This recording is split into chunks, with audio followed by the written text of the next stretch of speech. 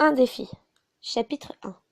Attendre 10 longs mois pour enfin en avoir deux tranquilles, sans devoir se lever tôt ou encore porter un sac qui pèse des tonnes. C'est ça les vacances. Je finis de me préparer lorsque la voix de ma mère résonne dans la maison. Julia, tes amis sont là! Je descends à vive allure les escaliers pour aller rejoindre mes copines. À tout à l'heure, maman! Ne rentre pas trop tard! Je claque la porte d'entrée. C'est le même sketch à chaque fois. Je monte dans la voiture d'Hélène et les embrasse une par une. Hélène, celle qui est au volant, est la rousse de la bande. Et elle est sûrement la plus belle rousse que j'ai jamais vue. Sophie, celle qui est installée côté passager, est blonde aux yeux marrons. Du haut de ses 18 ans, c'est la plus jeune de nous toutes. Cindy est la bimbo, la parfaite blonde aux cheveux bouclés et aux yeux bleu océan, sans oublier sa paire de nichons imposantes. Et puis, il y a Tina. Elle est incontestablement ma meilleure amie. Notre point commun est la couleur châtain de nos cheveux, tandis qu'elle a les yeux verts et que les miens sont marrons. Je suis ce qu'il y a de plus banal, à vrai dire. Niveau caractère, nous sommes différentes, au contraire de moi. Elle est audacieuse et n'a pas sa langue dans sa poche. Mais comme on dit, les opposés s'attirent. Elles sont mon quotidien depuis toujours, et cela restera éternel. Une amitié, c'est sacré. On va où? Demandai-je. Ne changeons pas des habitudes, voyons. Je finirai bien par trouver quelqu'un, dit Hélène. Nous nous mettons à rire. Elle pense qu'elle rencontrera le parfait amour dans ce bar. Moi, je suis persuadée que ce n'est pas dans un tel endroit que l'on tombe sur l'amour avec un grand A. Nous nous garons devant le Tower Bar. Une fois la porte franchie, sa décoration des années 50 fait l'effet d'une machine à remonter le temps. Les banquettes bleues et roses comme dans les films, le carrelage noir et blanc sur leurs cartes de menu en forme de mi-check et le jukebox qui joue des chansons de cette époque en boucle toute la journée. Ce que je préfère le plus, ce sont des photos des stars connues dans ces années-là, comme James, Debra, avec Elvis Presley, et celle que j'admire par-dessus tout, Marilyn Monroe. Je pense que je suis née à la mauvaise décennie. J'aurais voulu être une de ces pin-up rockabilly qui n'a pas froid aux yeux. Il n'y a aucun doute, j'adore cet endroit. Je m'y sens presque comme chez moi. Aujourd'hui, il n'y a pas beaucoup de personnes. Nous entrons en bombe. Tout le monde nous connaît ici. Nous sommes des stars, les stars. Non, je rigole, j'exagère peut-être un peu. Le personnel nous aime bien. Il est habitué à nous voir régulièrement pour jouer de nos défis à 2 balles. Vous prenez quoi? Demande Sydney en ouvrant la carte des menus. Je ne sais pas. J'hésite entre le milkshake banane ou chocolat. Lançai-je en regardant le dépliant que je sais par cœur. Julien, le barman, passe à notre table pour relever notre commande. Hé, Julien, comment vas-tu aujourd'hui? L'interroge Hélène avec un ravissant sourire. Elle le drague, ça se voit. Elle bat des cils en lui faisant les yeux doux. Elle a toujours eu un penchant pour lui, mais il est trop intimidant pour elle. Il la domine de toute sa hauteur et ses gros bras pourraient casser une noix de coco à main nue. Bon, j'exagère. Rien qu'un peu. À part lui demander comment il va, Hélène n'a jamais réussi à lui parler plus. Très bien, ma jolie. Vous avez choisi les filles. Nous donnons nos conseils à Julien. Gros biscotto. J'ai opté pour un milkshake banane, finalement. J'en ai déjà l'eau à la bouche. Je vous apporte ça tout de suite, dit-il de son plus beau sourire. Il est à croquer, s'extasie Cindy en reluquant son derrière. Il est à moi, surenchérit Hélène sur la défensive. Nous gloussons au cœur. C'est vrai qu'il est mignon, Julien, sous cette musculature. Les filles, on est d'accord alors? Nous passons les grandes vacances ensemble? Demande Tina. Changement de programme, je ne peux pas. Ma mère m'envoie chez mon père pour l'été, répond Sophie en levant les yeux au ciel. Nous grimaçons. Elle s'affale sur son siège et croise les bras sur sa poitrine. On sait à quel point elle déteste être chez son père. Mais elle n'a pas le choix. Sa mère a toujours le dernier mot. Bon allez, profitons de ce qui nous reste de temps toutes les 5. Je lance des défis, s'est réjouie Tina. Encore? Vous ne vous laissez jamais de ce jeu, râle Hélène. Je me mets à rire, comme je la comprends. Je n'aime pas jouer avec des personnes que je ne comprends pas. Je suis tellement timide qu'elles en profitent pour me pousser à franchir mes limites. Je finis toujours par accepter leurs défis. Débile d'ailleurs. Cindy, j'en ai un pour toi, lâche Tina en regardant droit devant elle. Je suis sa trajectoire. Un homme d'une soixantaine d'années est en train de dévorer un hamburger comme un porc.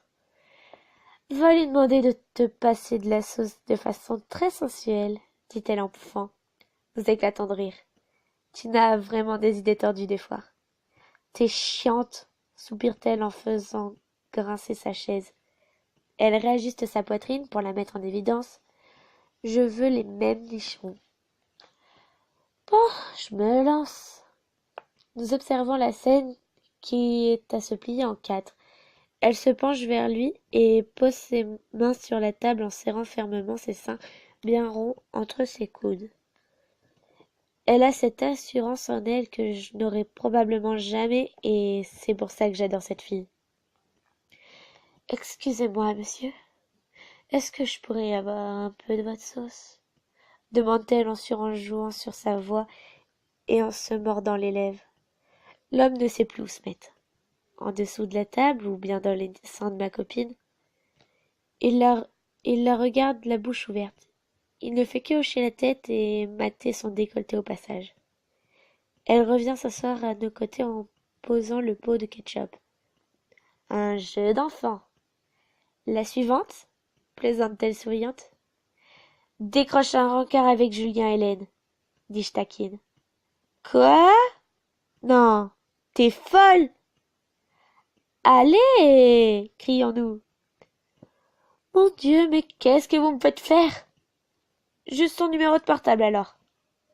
On finit par accepter sa proposition après nous avoir attendris avec ses yeux de merlin frit. Je ne fais que lui donner un coup de pouce à rien d'autre. Elle s'avance vers le comptoir et se retourne de temps en temps vers nous pour montrer qu'elle est mal à l'aise. Salut Julien. Un défi? Demande-t-il en lui coupant la parole. Non, enfin, peut-être. Elle s'en sort pas mal du tout. Tu me donnerais ton numéro de téléphone? Tu n'as pas besoin d'un défi pour avoir mon numéro, ma belle. Il lui tend un morceau de papier où il a griffonné quelque chose dessus. Elle se tourne vers nous en levant les bras en l'air, en signe de victoire. C'était trop facile, peste Sophie. Ils sont passés où, les gens? C'est mort aujourd'hui. Il doit y avoir une dizaine de personnes à tout casser. D'habitude, ce bar est bondé de monde. Il est peut-être encore trop tôt. La montre rétro pendue sur le mur en face de moi affiche 18h23. Sophie, c'est pour toi le prochain défi, dit Tina. Fais 2 tours de la pièce, défiai-je Sophie. T'es pas sérieuse, Julia? Si, et tu fais l'oiseau en même temps. Je me mets à rire. Je peux être peste des fois. Tu ne perds rien pour attendre, toi, me menace-t-elle en basculant sa chaise vers l'arrière. Elle commence par marcher, pour ensuite courir en roucoulant.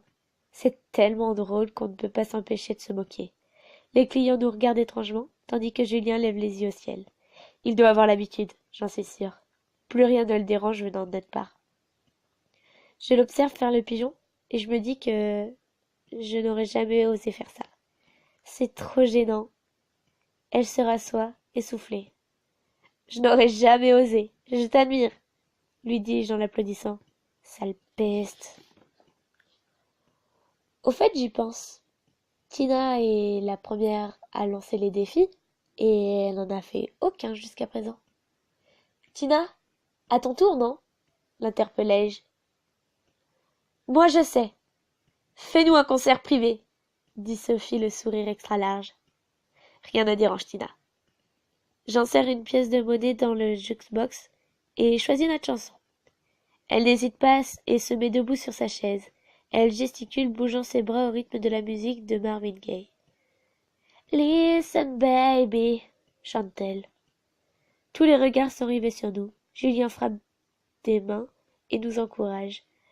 Nous faisons les chœurs pendant qu'elle se donne à fond et ensuite chantons le refrain en chœur. Nous partons dans un fou rire incontrôlable. C'est ça que j'aime. Être ici, avec mes copines, ne nous soucier de rien d'autre que de nous et de nos bêtises. Je ne changerai mes amis pour rien au monde. Quand la porte du bar s'ouvre et laisse entrer un vent frais qui hérisse mes poils, je ne prête plus aucune attention à mes amis. Mes yeux se dirigent vers la bande de jeunes qui vient de faire son entrée. Alors que Tina continue à chanter à gorge déployée, le groupe de garçons se met à rire. Ils doivent se demander qui sont ces folles.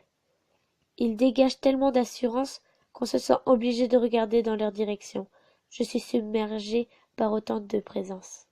J'ai l'impression d'être Bella dans Twilight quand elle rencontre les Cullen pour la première fois. Sauf que là, ils n'ont pas un air pétrifié ni le teint blanc comme un cul. Tina finit la musique avec quelques applaudissements autour de nous et se rassoit sur la chaise. « Wow, j'ai déchiré, non ?» s'étonne-t-elle essoufflée. On se met à rire comme des débiles. « Vous les avez vus rentrer ?» demande Hélène en les scrutant du coin de l'œil. Je me tourne discrètement vers eux. La bande est composée de 6 garçons et d'une fille, tous vêtus d'une veste en cuir identique. L'un d'eux attire mon attention et se démarque des autres avec son sex appeal à revendre. Il a des yeux pétillants d'une couleur chocolat fondant. Ses cheveux bruns sont en bataille. On dirait qu'il s'est battu avec son peigne. Et ne parlons pas de son sourire éblouissant. Je vais en faire des éloges, sinon. Plutôt mignon, non?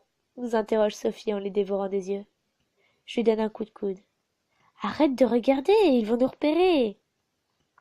Je pense qu'avec le concert de Tina, ils nous ont déjà remarqués, tu sais, surenchérit Cindy. Je ris doucement, elle n'a pas faux. Ils font du bruit comme s'ils voulaient se faire entendre par tous.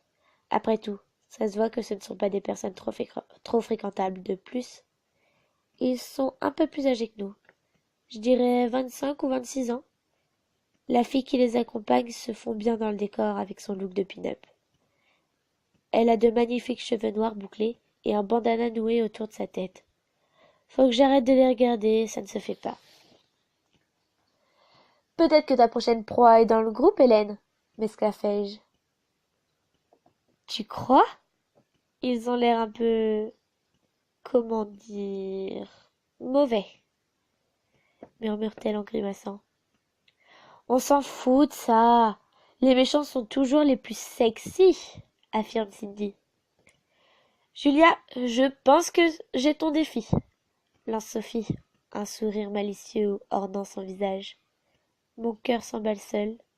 Je hais lorsque mon tour arrive. Je préfère me moquer de mes amies. J'appréhende de ce qu'elle va me proposer. Je mets ma main à couper que ce défi sera en rapport avec ce groupe de garçons. Je les déteste déjà pour ce qu'elles vont me demander de faire. Fin du chapitre 1.